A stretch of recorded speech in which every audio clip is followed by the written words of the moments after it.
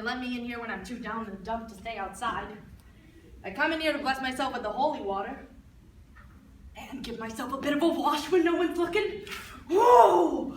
The water's so cold. You'd think they'd warm it before they baptize those babies. No wonder they cry. But I suppose that's another coming into this world, you know, your head soaked in water and someone blabbering to you about God and the devil above you. Well, I don't believe in God. And I'd be surprised if he believed in me.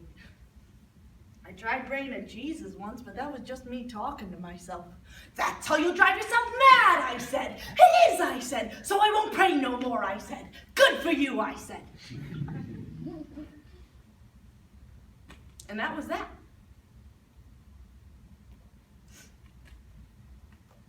A January 2016 article from the New York Times states that 1 in 7 new mothers has screened positive for depression after giving birth. As a result, more than 15 states have implemented screening programs for expecting mothers who experience depression.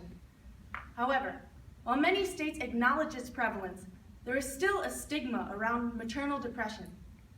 Playwright Daniel Keefe examines maternal depression and the traumatic effects it can have on women. Mother, by Daniel Keefe.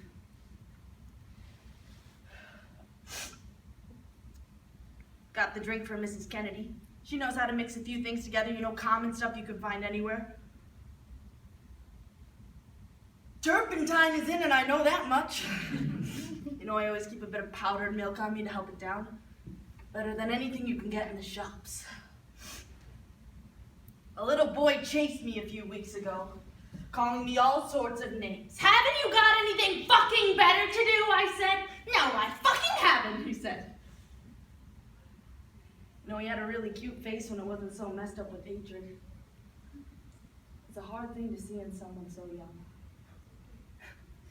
You know, I wonder if my own little boy would have grown up to be like that, but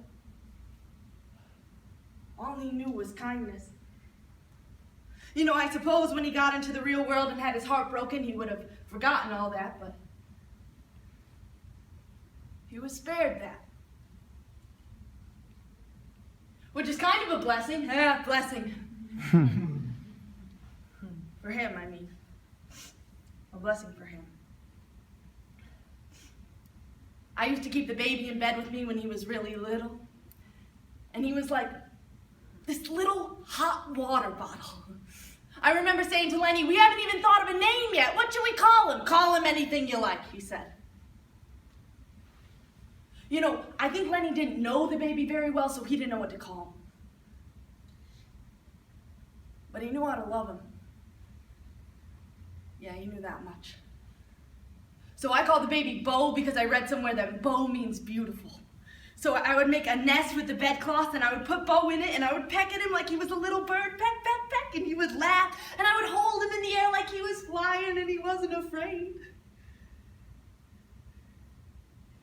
Yeah, those were beautiful days with Bo.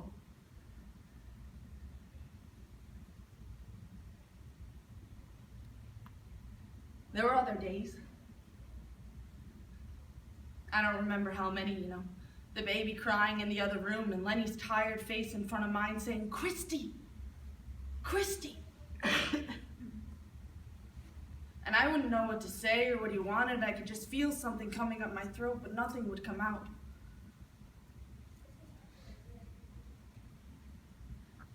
And then one night I wake up and the baby is just one round hollow in the pillow next to me and Lenny's gone with him. You know, something went black inside me.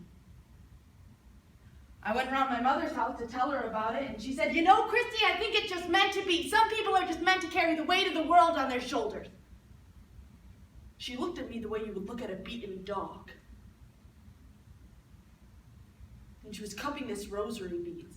And I said, I'm going mad. Because she had cockroaches for eyes. Don't look at me like that, she said, and then the cockroaches swarmed her mouth.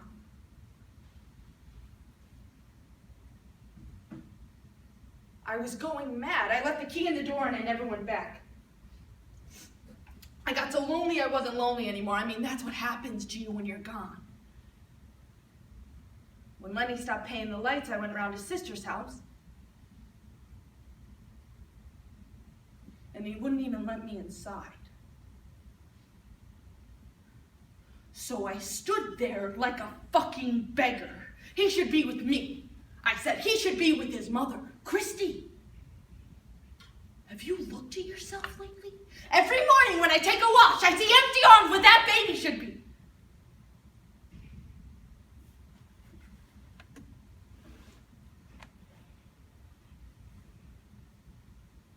He wouldn't look at me for a while. He wouldn't look at me at all. He just shut the door and left.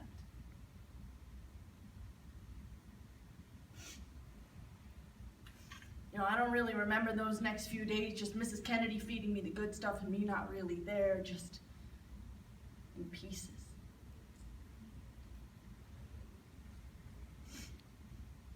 So one night, I went back around Lenny's sister's house.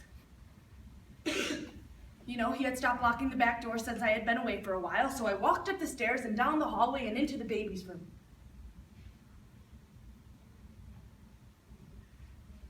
And he was lying there bright as day. And he was looking at me.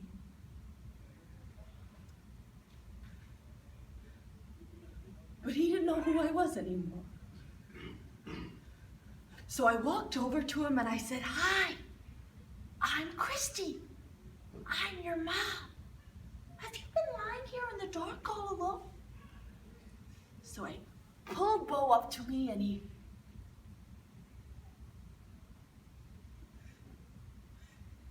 let out a little cry.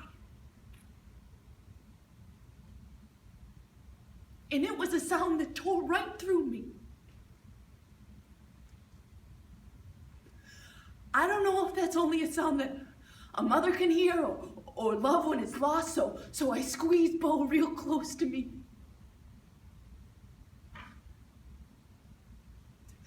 I wanted him to know what it was like when he was inside me before he knew how cruel the world could be. Why should he know that?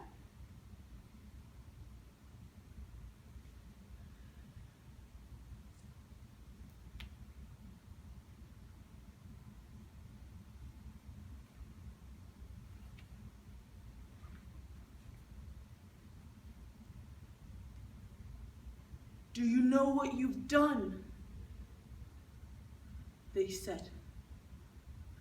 "I know what I've done. Don't tell me what I've done. I'll grow old and barefoot and forgotten. All mothers are meant to grow old and barefoot and forgotten. He would have remembered me."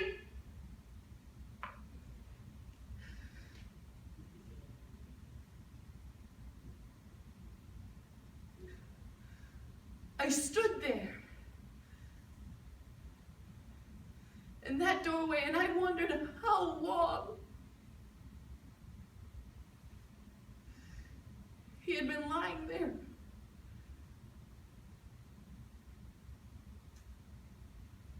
Waiting for me.